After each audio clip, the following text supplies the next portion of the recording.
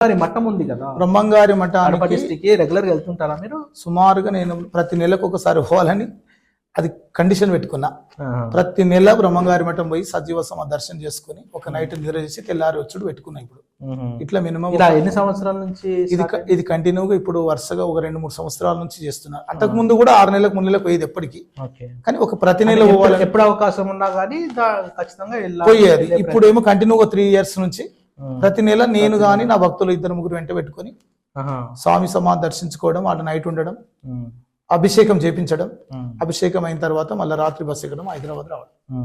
ఇట్లా అంటే బస్సు అయితే బస్సు, కారు అయితే కారు, అట్లా ప్రతిసారి పోతున్నాం. అసలు నేను 98 నుంచి ఇప్పటి వరకు కంటిన్యూగా స్వామి మఠానికి కూడా మాత్రం అది ఎప్పుడు ఒక ఆనవాయితీ అన్నట్టుగా.